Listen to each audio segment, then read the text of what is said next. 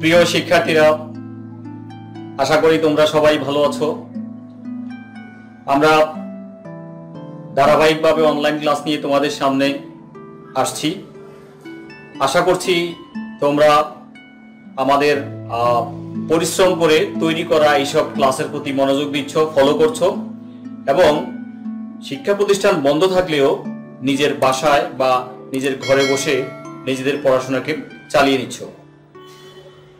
আজকে তোমাদের সামনে আমি যে টপিকটি নিয়ে এসেছি সেটি কাজে লাগবে ইসলামের ইতিহাস ও সংস্কৃতি বিষয়ের অনার্স চতুর্থ বর্ষ, মাস্টার্স প্রথম পর্ব এবং মাস্টার্স শেষ পর্বের শিক্ষার্থীদের জন্য। তো প্রিয় শিক্ষার্থীরা, চলো শুরু করি। আজকের এই ক্লাসটি তোমাদের সাথে আমি আছি মোহাম্মদ ইকবাল হোসেন, সহকারী অধ্যাপক, ইসলামের ইতিহাস ও সংস্কৃতি বিভাগ, সরকারি সিটি কলেজ, চট্টগ্রাম। আজকে আমরা তোমাদের সামনে যেটি নিয়ে কথা বলতে চাই, যে টপিকটি নিয়ে, সেটি হচ্ছে মিশরের স্বাধীনতা আন্দোলন এবং এই স্বাধীনতা আন্দোলনে ওয়াফদ পার্টির ভূমিকা। তো প্রসঙ্গক্রমে উল্লেখ্য যে এখানে এই টপিকটি অনেক লম্বা টপিক, তো এটি একটি ক্লাসে আলোচনা করে শেষ করা সম্ভব নয় বিধায় আমরা এটি নিয়ে এর আগে একটি ক্লাস তোমাদেরকে দিয়েছি কয়েকদিন আগে। এটি এই একই টপিকের উপর একটি দ্বিতীয় ক্লাস। তো আমি একটু বলে রাখি যে এই বিষয়টি বা এই টপিকটি আজকেও আমাদের শেষ হবে না, আমরা এটি নিয়ে তৃতীয় আরেকটি ক্লাস দেব ইনশাআল্লাহ পরবর্তীতে। আজকে দ্বিতীয়টা নিয়ে আমরা দ্বিতীয় ক্লাসে বিষয়টি মাঝের যে অংশটা আছে এটি নিয়ে আলোচনা করব। প্রিয় শিক্ষার্থীরা, আমরা মিশরের স্বাধীনতা আন্দোলন নিয়ে কথা বলছিলাম। তো আমরা প্রথম ক্লাসে মিশরের পরিচিতি দিয়েছি। যে ম্যাপটা আমরা দেখতে পাচ্ছি, আমরা এই ম্যাপটা গত ক্লাসে আমাদের শেখানো আমরা দেখিয়েছি। মিশর উত্তর আফ্রিকা মহাদেশের একটা সমৃদ্ধশালী প্রাচীন দেশ, প্রাচীন সভ্যতার দেশ, ফেরাউনের দেশ, নীল নদের দেশ, পিরামিডের দেশ ইত্যাদি। তো এই মিশর বিভিন্ন সময়ে বিভিন্ন শাসকদের দ্বারা শাসিত হয়েছিল। সুয়েজ খাল খনন করার পরে মিশরের অর্থনৈতিক দুরবস্থার সুযোগ নিয়ে 1875 সালে ইংল্যান্ড বা গ্রেট ব্রিটেন মিশরের কাছ থেকে সুয়েজ খালের শেয়ার ক্রয় করে নেয়ার মধ্য দিয়ে তারা মিশরে প্রবেশ করে এবং 1882 সালে মিশরে উরাবি বিদ্রোহের পরে তারা মিশর দখল করে নিয়েছিল, অর্থাৎ মিশর তার স্বাধীনতা হারিয়েছিল, পরাধীন হয়ে গিয়েছিল ব্রিটিশদের কাছে। তো এই ব্রিটিশদের কাছ থেকেই স্বাধীনতা অর্জন করার তাদের যে দীর্ঘ যে সংগ্রাম, সেই সংগ্রাম নিয়ে আমরা কথা বলেছিলাম। গত ক্লাসে আমরা যেটি নিয়ে কথা বলেছিলাম, যেটুক পর্যন্ত গিয়েছিলাম, সেটি হচ্ছে যে প্রথম বিশ্বযুদ্ধের পরে 1922 সালে ব্রিটেন বা ইংল্যান্ড মিশরকে একটা শর্তযুক্ত স্বাধীনতা দিয়েছিল। অর্থাৎ মিশরের অভ্যন্তরীণ যোগাযোগ, তার বৈদেশিক সম্পর্ক, তার প্রতিরক্ষা বিষয়ক সম্পর্ক, বিদেশি নাগরিক এবং সংখ্যালঘুদের সম্পর্ক, এই চারটি বিষয় ইংল্যান্ড তার নিজের হাতে রেখে মিশরকে স্বাধীনতা দিয়েছিল। এটুক পর্যন্ত আমরা গত ক্লাসে গিয়েছিলাম। আজকে আমরা যেটি নিয়ে কথা বলবো সেটি হচ্ছে যে এই যে শর্তযুক্ত একটা প্রহসনের স্বাধীনতা যে মিশরকে প্রদান করা হলো, তাতে করে ওয়াফদ পার্টি যারা জাতীয়তাবাদী বা পন্থী ছিল, তারা প্রচন্ড বিক্ষোভ করছিল দেশ জুড়ে, মিশর জুড়ে এক প্রকার অচল অবস্থা মিশরের সৃষ্টি হয়েছিল।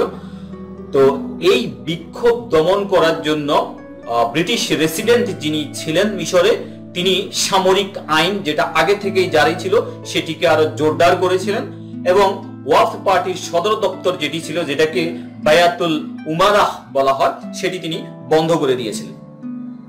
কিন্তু আমরা প্রসঙ্গক্রমে জানি যে এর আগে তারা কি করেছেন, ওয়াফদ পার্টির যিনি নেতা ছিলেন সাদ জগলুল পাশা সহ তার সহকারীদেরকে নির্বাসনে দেওয়া হয়েছিল। মিশর জুড়ে এই নির্বাসন দণ্ডটিকে প্রত্যাহার করার জন্য প্রচন্ড গণ আন্দোলন গড়ে উঠেছিল।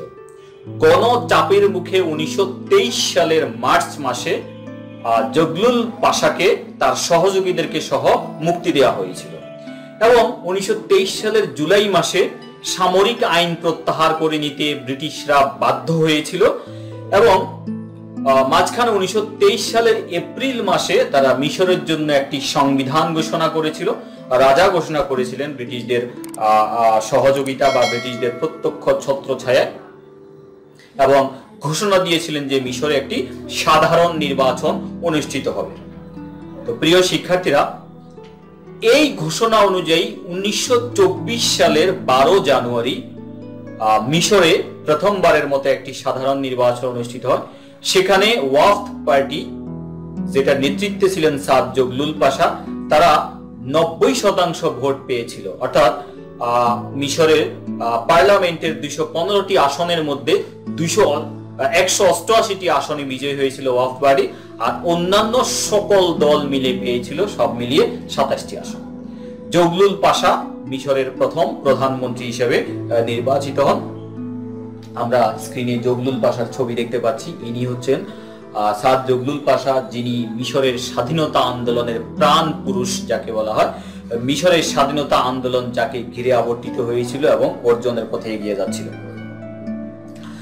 জগলুল পাশা প্রধানমন্ত্রী হওয়ার পরে তিনি ব্রিটিশ যে ঘোষণা ছিল 1922 সালে তথাকথিত প্রহসনমূলক যে স্বাধীনতার ঘোষণা, এটি সংশোধনীর দাবি করছিলেন।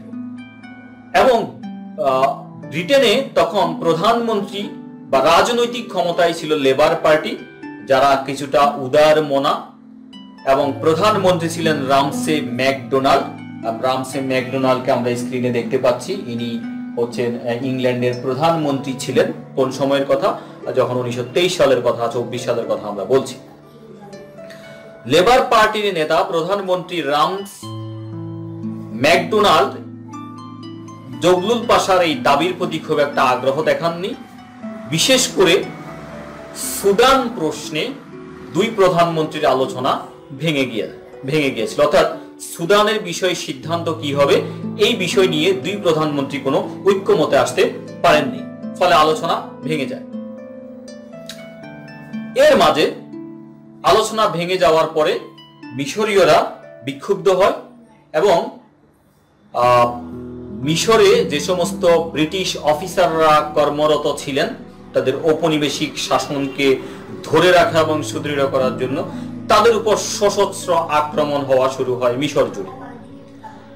1924 সালের 19 নভেম্বর সুদানে যিনি গভর্নর জেনারেল ছিলেন তার নাম ছিল স্যার লি অলিভার ফিটস মরিস স্ট্যাক, যিনি লি স্ট্যাক নামে যিনি পরিচিত, একজন মেজর জেনারেল, তিনি সুদানের গভর্নর ছিলেন। তাকে কায়রোর রাস্তায় গাড়ি চালানোর সময় তাকে গুলি করে হত্যা করা হয়েছিল।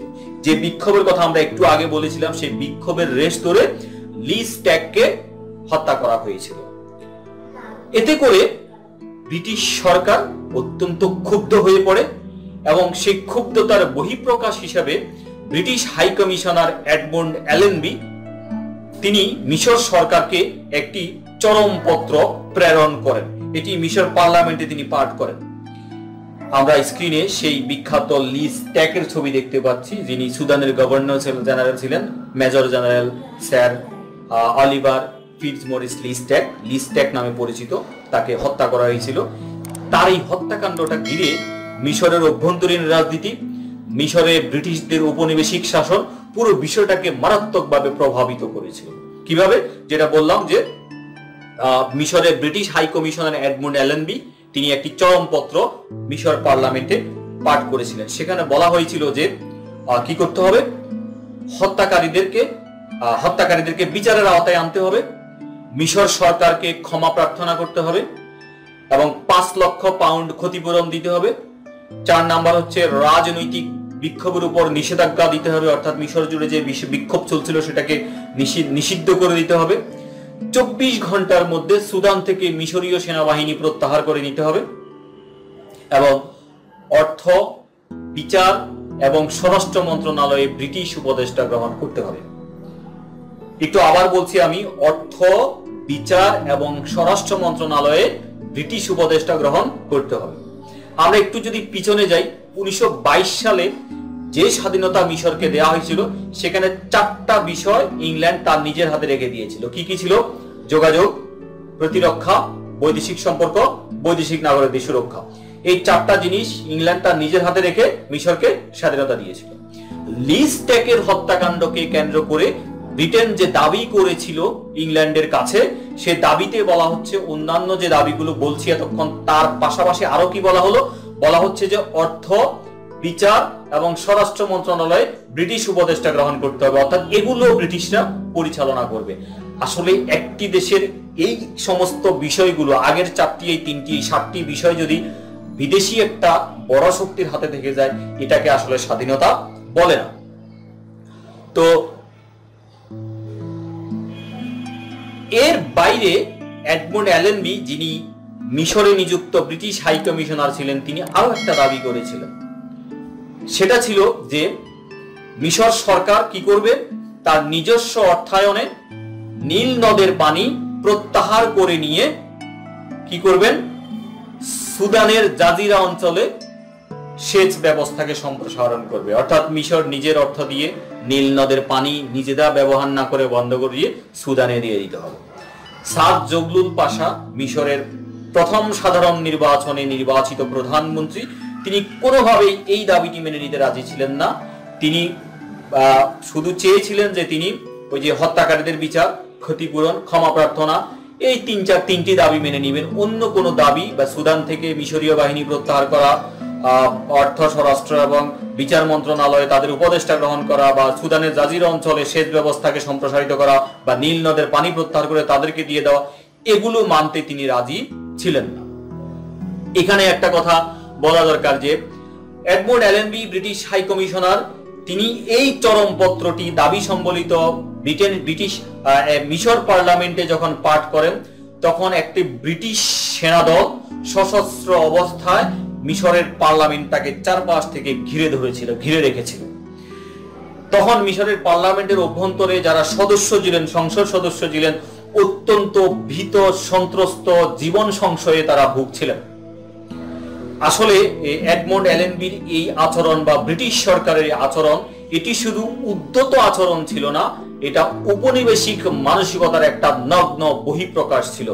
যদিও ইংল্যান্ড 1922 সালে মিশরকে তাদের ভাষায় তারা স্বাধীনতা দিয়েছিল, কিন্তু একটি স্বাধীন দেশকে, ব্রিটেনের ভাষায় একটি স্বাধীন দেশকে তারা কি করেছে? পার্লামেন্টকে তারা সেনাবাহিনী দিয়ে ঘিরে রেখে একটা দাবি মেনে নেওয়ার জন্য চাপ সৃষ্টি করছিল।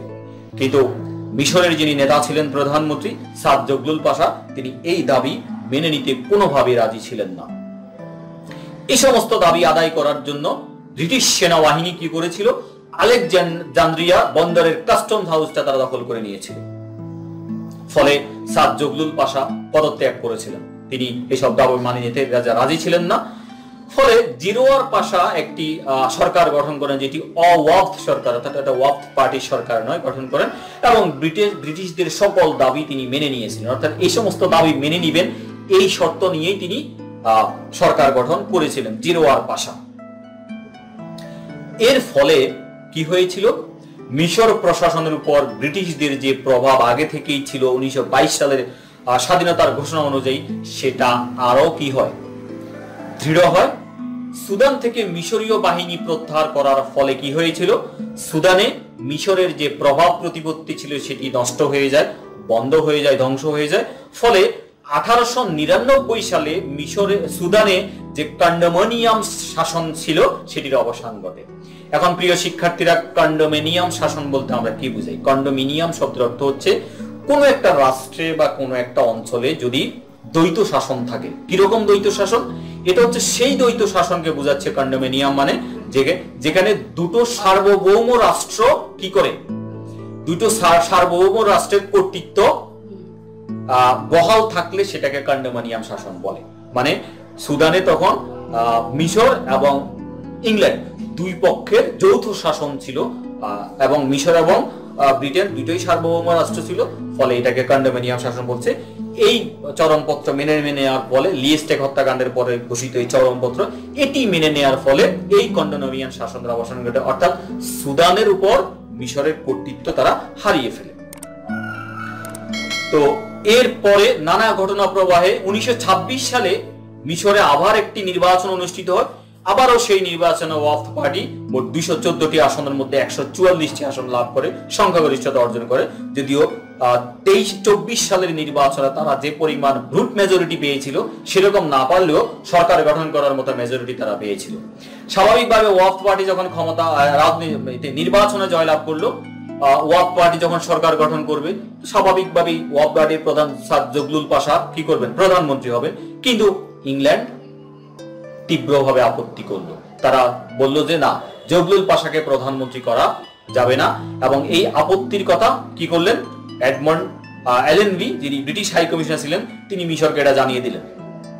এবং এই যে দাবি, এটা শুধু দাবি ছিল না, এটাকে বাস্তবায়ন করার জন্য আলেকজান্দ্রিয়া বন্দরে তারা ব্রিটিশরা কি করেছিল, তাদের যুদ্ধ জাহাজ বা রণতরী সেখানে মোতায়েন করেছিল এই মিশরের উপর চাপ সৃষ্টি করার জন্য।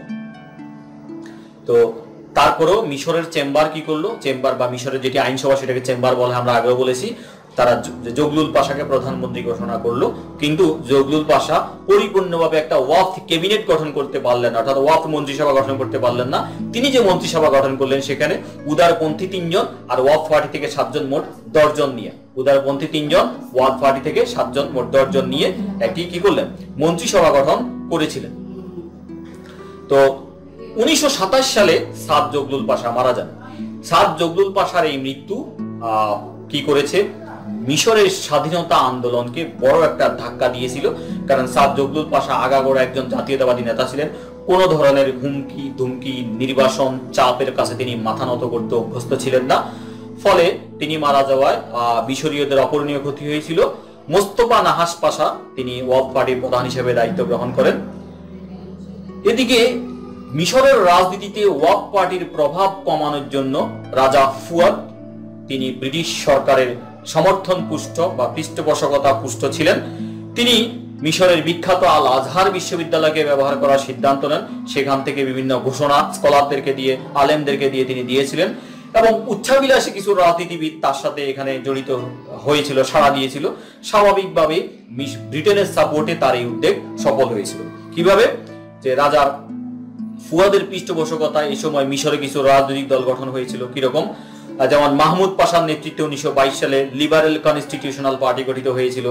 ইব্রাহিম পাশার নেতৃত্বে 1925 সালে ইত্তেহাদ, যেটাকে ইউনিয়নিস্ট অর্থাৎ একটা কমিউনিস্ট পার্টি গঠন হয়েছিল। 1930 সালে ইসমাইল সিদ্দিকীর নেতৃত্বে শাহ পার্টি, যেটাকে পিপলস পার্টি বলা হয়, সেটি গঠন হয়েছিল। এগুলো মূলত মিশরের রাজনীতিতে ওয়াফদ পার্টির প্রভাবকে খর্ব করার জন্য গঠন করা হয়েছিল। তো লিস্টেক হত্যাকাণ্ডের পরে লন্ডন এবং কায়রোর মধ্যে যে একটা অচল অবস্থার সৃষ্টি হয়েছিল, সে অচল অবস্থা কাটানোর জন্য 1927, 28, 29, 30 সালের দিকে বেশ কয়েকটি দ্বিপাক্ষিক আলোচনা হয়েছিল। যদিও সেগুলো প্রত্যেকটা ব্যর্থ হয়েছিল। আমরা আলোচনাগুলোকে একটু দেখতে চাই। প্রথম হচ্ছে যেটাকে চেম্বারলেইন সারওয়াত আলোচনা বলা হয়। চেম্বারলেইন আমরা স্ক্রিনে দেখতে পাচ্ছি, চেম্বারলেইনকে দেখতে পাচ্ছি। চেম্বারলেইন তখন ব্রিটিশ ডিপ্লোম্যাট ছিলেন, মন্ত্রী ছিলেন। পরবর্তীতে এর 1 দশক পরে তিনি ব্রিটিশ প্রধানমন্ত্রী হয়েছিলেন। এই চেম্বারলেইন, নেভিল চেম্বারলেইন, তার সাথে আলোচনা করেছিলেন সারওয়াত পাশা, যিনি 1927-28 সালে মিশরের প্রধানমন্ত্রী ছিলেন। এরপরে যে আলোচনাটাকে হেন্ডারসন মাহমুদ আলোচনা বলা হয়, যেটা 1929 সালে হয়েছিল। আমরা স্ক্রিনে দেখতে পাচ্ছি সেই বিখ্যাত হেন্ডারসন একজন ইংল্যান্ডের ডিপ্লোম্যাটিক ছিলেন। বিভিন্ন দেশে ব্রিটেনের স্বার্থ সংরক্ষণ করার জন্য কূটনৈতিক আলোচনা করে ইংল্যান্ডের স্বার্থ সংরক্ষণ করতে অত্যন্ত সিদ্ধহস্ত ছিলেন এই হেন্ডারসনের সাথে মাহমুদ পাশা, যিনি 1929 সালে মিশরের প্রধানমন্ত্রী ছিলেন, তার সাথে একটা আলোচনা হয়েছিল। এবং সবশেষ 1930 সালে সেই হেন্ডারসনের সাথে একই ব্যক্তি, তার সাথে মোস্তফা নাহাস পাশার সাথে একটি আলোচনা হয়েছিল। আমরা বলেছি মোস্তফা নাহাস পাশা পরিচয়, তিনি মিশরের প্রধানমন্ত্রী ছিলেন, ওয়াফদ পার্টির প্রধান ছিলেন সাদ জগলুল পাশা মারা যাওয়ার পরে। এই আলোচনাগুলো 1930 সালের দিকে ব্যর্থ হয়ে গেছিল এবং 1935 সালের আগে এই ধরনের আর কোনো আলোচনা লন্ডন এবং কায়রোর মধ্যে বা মিশর এবং ইংল্যান্ডের মধ্যে আর হয়নি। প্রিয় শিক্ষার্থীরা, 1930 সালে নাহাস পাশার কিছু অবিবেচনা প্রসূত সিদ্ধান্তের কারণে ওয়াফদ মন্ত্রিসভার পতন ঘটে এবং সেখানে সিদ্দিকী পাশার নেতৃত্বে একটি সরকার গঠিত হয়, পিপলস পার্টির সরকার, এবং তারা 3 বছর রাষ্ট্র শাসন মিশরকে শাসন করেছিলেন 30 থেকে 33 সাল। তার এই 3 বছরের শাসনকালটি কৃষ্ণকাল বা নামে পরিচিত। তিনি কি করেছিলেন, 1923 সালের সংবিধান বাতিল করে দিয়ে একটা নতুন সংবিধান করেছিলেন। ওয়াক পার্টিকে তিনি কঠোর হস্তে দমন করেছিলেন। প্রতিক্রিয়াশীলদেরকে দমন নিয়ে তিনি একটি নতুন রাজনৈতিক দল গঠন করেছেন, এটাকে গণদল বলা হয়। কিন্তু 1933 সালে সিদ্দিকী পাশা স্বাস্থ্যগত কারণে পদত্যাগ করলে ওয়াক পার্টি মিশরের রাজনীতিতে আবার ফিরে আসে এবং নিজেদেরকে প্রতিষ্ঠিত করতে সক্ষম হয়েছিল। 1936 সালের মে মাসের নির্বাচনে মিশরে ওয়াক পার্টি আবার বিপুল ভোটে নির্বাচিত হয় এবং ওয়াক পার্টি প্রধান যিনি ছিলেন নাহাস পাশা, মোস্তফা নাহাস পাশা, তিনি সরকার গঠন করেন। সরকার গঠন করে তিনি ব্রিটেনকে একটি আবার পুনরায় স্থিতাবস্থা, যেটাকে স্ট্যাটাস কুয়ো বলা হয়, এটি প্রত্যাহার করে পুনরায় আলোচনার মাধ্যমে নতুন চুক্তি করার জন্য বলেছিলেন।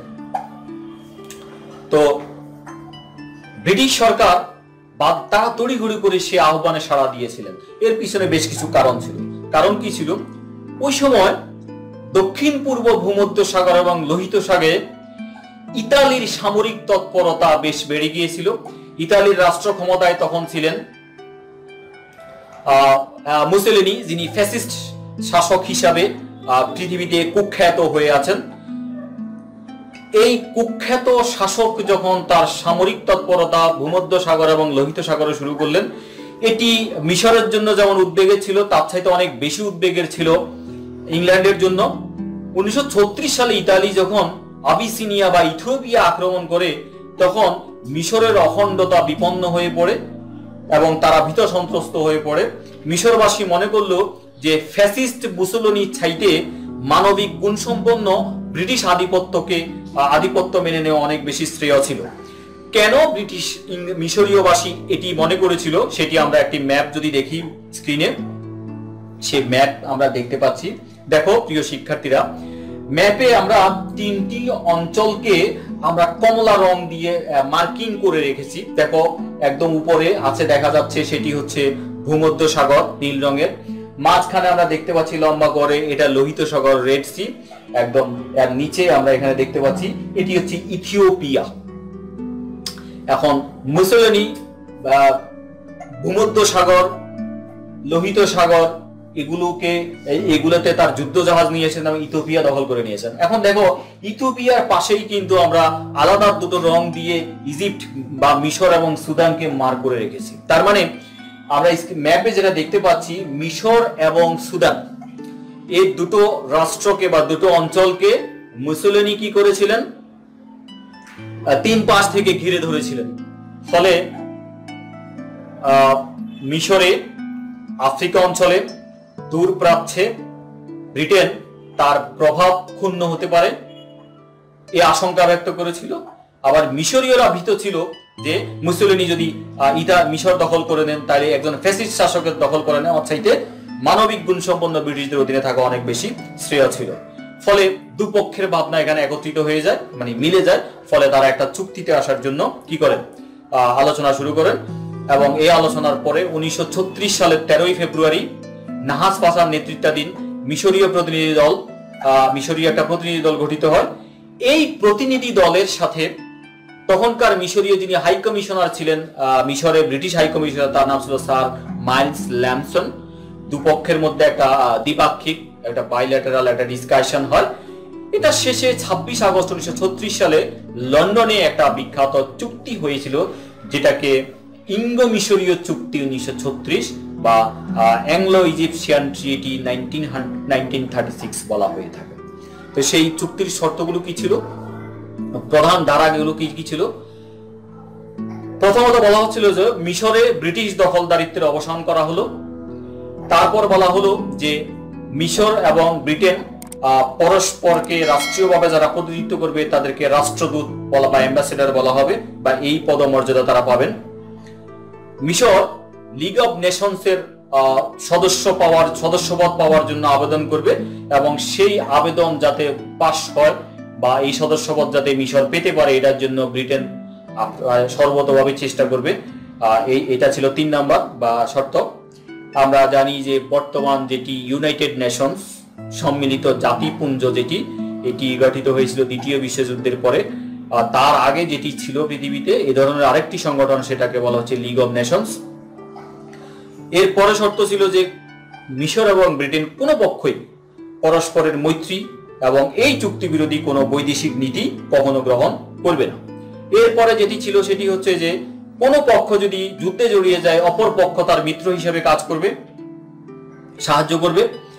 সুয়েজ অঞ্চল রক্ষা করার জন্য মিশরীয় সেনাবাহিনী পর্যাপ্ত শক্তি অর্জন না করা পর্যন্ত ব্রিটেন সুয়েজ এলাকায় তার সৈন্য রাখবে। 20 বছর পর এই সৈন্য রাখার প্রয়োজনীয়তা আছে কিনা সেটা পরীক্ষা করে দেখা হবে এবং এই বিষয়ে যদি মিশর এবং ব্রিটেনের মধ্যে কোনো মতদ্বৈধতা হয়, অর্থাৎ মতের অমিল হয়, এটি লিগ অব নেশনসের কাছে মতামতের জন্য বা সিদ্ধান্তের জন্য পাঠিয়ে দেওয়া হবে। এরপরে ছিল সুয়েজ অঞ্চলে অবস্থানরত ব্রিটিশ সৈন্যরা তাদের বিচার এবং শুল্ক বিষয়ে কি সুবিধা ভোগ করবে এটি দু সরকার বসে পরবর্তীতে আলোচনা করে ঠিক সিদ্ধান্ত গ্রহণ করবে। সুদানে 1899 সালে যে কন্ডোমিনিয়াম শাসন শুরু হয়েছিল, যেটি লিজ ট্যাক হত্যাকাণ্ডের পরে অনেকটা চলে গিয়েছিল, সেটিকে পুনর্বহাল করা হয়েছিল এবং সুদানে ব্রিটেনের যে গভর্নর জেনারেল তার ক্ষমতা অপরিবর্তিত থাকবে। মিশরীয়রা আইন শৃঙ্খলা বা স্বাস্থ্যগত কারণ ছাড়া সুদানে তাদের গমনকে বন্ধ করা যাবে না এবং সুদানে ব্যবসা বাণিজ্য বা সম্পদ ক্রয়ের ক্ষেত্রে মিশরীয়রা ব্রিটেন যে সুযোগ সুবিধা ভোগ করবে মিশরীয়রা একই সুযোগ সুবিধা ভোগ করবে, কোনো বৈষম্য করা যাবে না। এটি ছিল পরবর্তী শর্ত। এরপরে আরো একটি শর্ত ছিল, সেটি হচ্ছে যে মিশরীয় সেনাবাহিনী থেকে ব্রিটিশ অফিসার যারা ছিল কর্মরত তাদেরকে প্রত্যাহার করে নেওয়া হবে। মিশরীয় সেনাবাহিনীকে পরামর্শ দেওয়ার জন্য একটি ব্রিটিশ মিলিটারি মিশন মিশরে অবস্থান করবে। মিশরীয় সেনা কর্মকর্তারা ইংল্যান্ড ছাড়া অন্য কোথাও আর ট্রেনিং নিতে পারবে না বা প্রশিক্ষণ গ্রহণ করতে যেতে পারবে না এবং বলা হচ্ছে যে এই চুক্তি অনির্দিষ্ট কাল ধরে বহাল থাকবে। 20 বছর পর পর এটি সংশোধনের জন্য আলোচনা হবে। এগুলো ছিল 1936 সালের অ্যাংলো মিশরীয় চুক্তির প্রধান ধারা। এখন এই চুক্তিতে কি দেখা, আমরা যদি একটু বিশ্লেষণ করি দেখতে পাই যে 1922 সালের যে চুক্তিটা ছিল প্রথম চুক্তি, সেখান থেকে দুপক্ষ কিছু ছাড় দিয়ে একটু মাঝখানে চলে আসে। মিশরের যোগাযোগ ব্যবস্থা যেটি 22 সালে ব্রিটেনের হাতে ছিল, 36 সালে চুক্তিটা একইভাবে ব্রিটেনের হাতে থেকে যায়। তবে বিদেশি নাগরিক এবং সংখ্যালঘুদের নিরাপত্তার বিষয়ে মিশর কিছু ছাড় লাভ করে। সুদান সমস্যার সমাধান পরিপূর্ণভাবে হয় নাই, তবে লিজ ট্যাক হত্যাকাণ্ডের পরে সুদানের উপর মিশরের অধিকার যেন পুরোটা খর্ব হয়ে গিয়েছিল। এই চুক্তির মধ্য দিয়ে 36 সালে চুক্তির মধ্য দিয়ে তারা পুনরায় কিছুটা কন্ডোমিনিয়াম শাসনের সুযোগটা আবার লাভ করেছিল। সুয়েজ খাল অঞ্চল ছাড়া সমগ্র মিশর থেকে ব্রিটিশ সৈন্য প্রত্যাহার করে নেওয়া হয়েছিল। এটি মিশরের জন্য একটি বড় অর্জন ছিল। মিশর 1937 সালে লিগ অব নেশনসের সদস্যপদ লাভ করেছিল। এর মধ্য দিয়ে মিশর নিজেকে একটি স্বাধীন দেশ হিসাবে নিজেকে প্রতিষ্ঠা করতে সক্ষম হয়েছিল। তবে এই স্বাধীনতার সীমাবদ্ধতা ছিল। সুয়েজ এলাকায় সৈন্য এবং আলেকজান্দ্রিয়ার পোতাশ্রয়ে সবসময় ব্রিটিশ যুদ্ধ জাহাজের অবস্থান, মিশরে নিযুক্ত ব্রিটিশ হাই কমিশনারের ক্ষমতাটা আগের মতোই রেখে গিয়েছিল। ফলে ব্রিটিশ হাই কমিশনার মিশরে ব্রিটিশ গভর্নরের মতোই পরিপূর্ণ ক্ষমতা ভোগ করতেন। বিশেষ করে দূরপ্রাচ্য এবং ভারতীয় উপমহাদেশে যোগাযোগ করার জন্য সুয়েজ অঞ্চল দিয়ে মিশরের মধ্য দিয়ে যাওয়ার জন্য যে প্রয়োজনীয়তা মিশরীয় ভূখণ্ডের ব্রিটিশদের কাছে ছিল, এই বিষয়টা পরিপূর্ণভাবে ত্যাগ করতে কোনো ব্রিটিশ সরকার রাজি ছিল না। ফলে তারা মিশরকে পরিপূর্ণভাবে ছাড়তে রাজি হচ্ছিল না। সুতরাং 1936 সালে মিশর যেটি অর্জন করেছিল, ব্রিটেনের যে অবস্থান ছিল মিশরের পক্ষে আসলে এর থেকে বেশি কোনো সুবিধা ইংল্যান্ড থেকে আদায় করে নেওয়া ওই অবস্থায় সম্ভব ছিল না। তো অন্যদিকে ব্রিটেনের সুবিধা ছিল যে মিশরে ব্রিটেনের যে ভূ রাজনৈতিক স্বার্থ সেটি পুরোটাই অক্ষুণ্ণ থেকে যায়। মাঝখানে ব্রিটিশরা কি করলো, মিশরীয়দের সাধারণ জনগণের অনেকেই যারা ব্রিটিশ মনোভাব পোষণ করত তাদের একাংশের সমর্থন ব্রিটেন লাভ করতে সক্ষম হয়েছিল। সুদানে ব্রিটিশ প্রভাব আগের মতোই অক্ষুণ্ণ থেকে যায়, এখানে কোনো কমতি হয়নি। অন্যদিকে বহির্বিশ্বে ব্রিটেন সে গণতন্ত্রকামী, সে উদারপন্থী, সে কলোনিগুলোতে অনেক বেশি মানবিক আচরণ করে, এরকম একটা ইমেজ সে বহির্বিশ্বে উত্থাপন করতে বা ইমেজটা প্রতিষ্ঠা করতে সক্ষম হয়েছিল। 1937 সালে সুইজারল্যান্ডের মন্ট্রো শহরে একটা সম্মেলন হয়েছিল। সেই সম্মেলনে ক্যাপুচুলেশন প্রথাকে বাতিল করে দেওয়া হয়, যদিও কায়রো এবং আলেকজান্দ্রিয়ার মিশ্র আদালত সেটি আরো 12 বছর থাকার সিদ্ধান্ত হয়েছিল। আসলে 1936 সালের চুক্তির সাথে 1922 সালের চুক্তির মূল পার্থক্য ছিল এক জায়গায়। 1922 সালের চুক্তি অনুযায়ী মিশরে ব্রিটিশ সেনাবাহিনীর অবস্থানকে মিশরীয়রা মেনে নেয়নি, আন্দোলন করেছে। আর 36 সালের চুক্তি অনুযায়ী কি করেছে, মিশরীয়রা মিশরে ব্রিটিশ সেনাবাহিনীর অবস্থানটাকে মেনে নিয়েছিল। বাকি আর খুব বেশি গুণগত পরিবর্তন এখানে হয়নি। তো 1936 সালের চুক্তির পর রাজা ফারুক ওয়াফদ পার্টির যিনি নেতা মোস্তফা নাহাস পাশা, তার অপ্রতিদ্বন্দ্বী যে ক্ষমতা সেটাকে খর্ব করার জন্য উদ্যোগ নেন।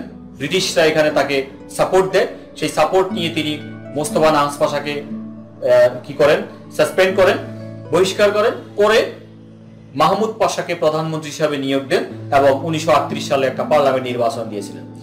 এই পার্লামেন্ট নির্বাচন দেওয়ার আগে এবং নির্বাচনের সময় ওয়াফদ পার্টিকে পরিপূর্ণভাবে কোণঠাসা করে ফেলা হয়েছিল ব্রিটেনের সহযোগিতা, রাষ্ট্রীয় পৃষ্ঠপোষকতা নিয়ে।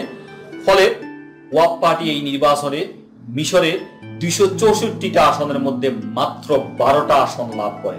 অর্থাৎ ওয়াফদ পার্টি গঠনের পর থেকে এত বড় রাজনৈতিক বিপর্যয় তাদের জীবনে আর কখনো আসেনি। এর কারণ ছিল ব্রিটিশরা প্রপাগান্ডা দিয়ে মিশরীয় জনগণকে বোঝাতে সক্ষম হয়েছিল যে 1936 সালের চুক্তির পর ব্রিটিশ বিরোধী আন্দোলনের আর খুব একটা প্রয়োজন নাই। ওয়াফদ পার্টির রাজনীতির মূল ভিত্তি ছিল ব্রিটিশ বিরোধী আন্দোলন। ব্রিটিশরা মিশরীয় জনগণকে এখান থেকে সরিয়ে আনতে সক্ষম হয়েছিল।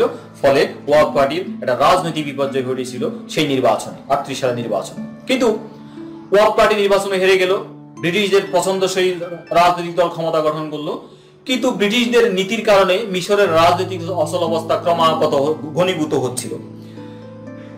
এর মাঝে 1939 সালে দ্বিতীয় বিশ্বযুদ্ধ শুরু হয়। দ্বিতীয় বিশ্বযুদ্ধে মিশরের অবস্থান কি হবে এটি একটি বড় প্রশ্ন হয়ে দাঁড়ায়। যুদ্ধের শুরুতে বা যুদ্ধের আগে মিশরে ব্রিটেনের পাশাপাশি জার্মানির কিছু মিশনও কাজ করছিল।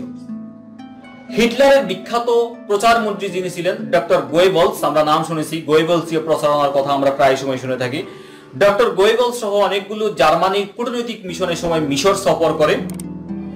এই সময় ইতালির প্রায় 60,000 নাগরিক মিশরের বিভিন্ন অর্থনৈতিক এবং বাণিজ্যিক কর্মকাণ্ডে গুরুত্বপূর্ণ ভূমিকা রেখেছিল। জার্মানির অনেকগুলো মিশন সেখানে কাজ করছিল।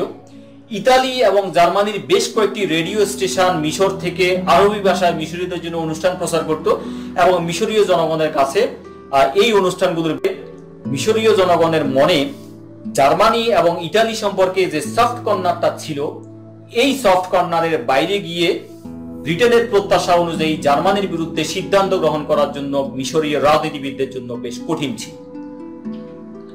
অন্যদিকে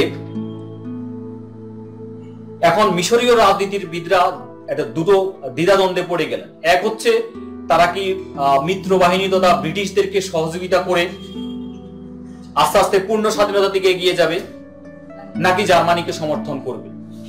যদি ব্রিটিশদেরকে সমর্থন করে আর জার্মানি যদি যুদ্ধে জয়ী হয়ে যায় তাহলে তাদের অবস্থা খারাপ হয়ে যাবে।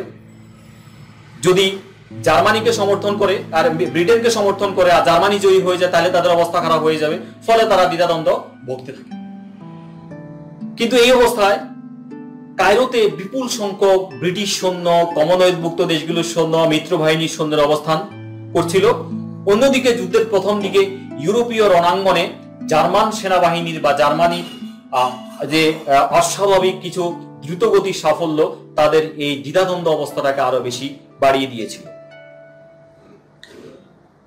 তো যাই হোক, মিশরীয় রাজনীতিবিদরা, মিশরীয় সরকার তখন ইংল্যান্ডের অনুরোধে সামরিক আইন জারি করে, পাশাপাশি তারা সংবাদপত্রের উপর সেন্সরশিপ আরোপ করে, জার্মানির সাথে কূটনৈতিক সম্পর্ক ছেদ করে এবং জার্মানির নাগরিকদেরকে মিশর থেকে বহিষ্কার করে। এগুলো তারা সবগুলি ব্রিটিশ প্রেসক্রিপশন অনুযায়ী করেছিল। তো যুদ্ধ শুরু হওয়ার পরে দেখা গেল যে প্রায় 5 লক্ষের অধিক মিত্রবাহিনী সৈন্য কায়রোতে অবস্থান করতেছিল। যুদ্ধকালীন সময়ে মিশরের যিনি প্রধানমন্ত্রী ছিলেন তার নাম ছিল আলী মেহের পাশা। তিনি এই দ্বিধাদ্বন্দ্বের কারণে পরিপূর্ণভাবে ব্রিটেনকে সাপোর্ট দিচ্ছিলেন না, যদিও ব্রিটেন তাকে পরিপূর্ণভাবে তার কাছ থেকে সাপোর্ট আশা করছিল। এবং ব্রিটেন চাপ দিচ্ছিল বারবার আলী মেহের পাশাকে যে আপনি কি করেন, ইতালির বিরুদ্ধে যুদ্ধ ঘোষণা করেন। তিনি ইতালির বিরুদ্ধে যুদ্ধ ঘোষণা করেননি, ফলে ব্রিটেনের চাপে তিনি পদত্যাগ করতে বাধ্য হয়েছিলেন। তো মিশরীয়রা একটা মাঝামাঝি অবস্থানে ছিল। 1940 সালে ইতালি যখন মিশর আক্রমণ করে তখনও মিশর ইতালির বিরুদ্ধে কোনো পদক্ষেপ নেয়নি কিংবা যুদ্ধ ঘোষণা করেনি। এরপরে ডেজার্ট ফক্স খ্যাত জার্মান যিনি সেনানায়ক field marshal Rommel, desert fox নামে যিনি খ্যাত, তিনি যখন আরব মরুভূমি জয় করে এসে তিনি যখন মিশরে প্রবেশ করলেন তখনও মিশরীয়রা কোনো প্রত্যক্ষ যুদ্ধে জড়িয়ে পড়েনি। ফলে মিশরের এই দোনমন অবস্থা বা মধ্যপন্থী অবস্থা মিত্রবাহিনী তথা ব্রিটিশরা কোনোভাবেই সহজভাবে নেয়নি বা ভালোভাবে নেয়নি। ফলে মিশরের এই অবস্থান গ্রহণযোগ্য হয়নি তাদের কাছে। সমস্যা হয়ে যাচ্ছে যে পরবর্তীতে যখন যুদ্ধ শেষ হয়ে যায়, মিত্রবাহিনী জয়লাভ করে, তখন ব্রিটেনের কাছ থেকে মিশর যে ধরনের সুবিধা প্রাপ্তির আশা করেছিল সেটি প্রাপ্তিতে তাদের একটা সমস্যা হয়ে যাচ্ছিল, কারণ যুদ্ধ চলাকালীন সময়ে মিশরের অবস্থান তাদের কাছে গ্রহণযোগ্য হয়নি। প্রিয় শিক্ষার্থীরা, তো আমরা আজকে মিশরের স্বাধীনতা আন্দোলন নিয়ে এই পর্যন্তই আলোচনা করলাম। আমরা তৃতীয় আরেকটি ক্লাস তোমাদেরকে ইনশাআল্লাহ সামনে দেব। সেখানে আমরা দ্বিতীয় বিশ্বযুদ্ধের সময়কালীন পর থেকে 1952 সাল এবং 1956 সাল পর্যন্ত কিভাবে মিশরীয়রা ব্রিটিশদের উপর নাগপাশ থেকে পরিপূর্ণভাবে মুক্তি লাভ করেছিল সেই বিষয় নিয়ে আলোচনা করব। তো আশা করি তোমরা ততদিন আমার সাথে থাকবে, আশা করি ভালো থাকবে, সুস্থ থাকবে, ক্লাসগুলো ফলো করবে। পরের ক্লাসে আমার সাথে থাকার আহ্বান জানিয়ে আজকের ক্লাসে আমার সাথে থাকার ধন্যবাদ জানিয়ে শেষ করছি। আল্লাহ হাফিজ।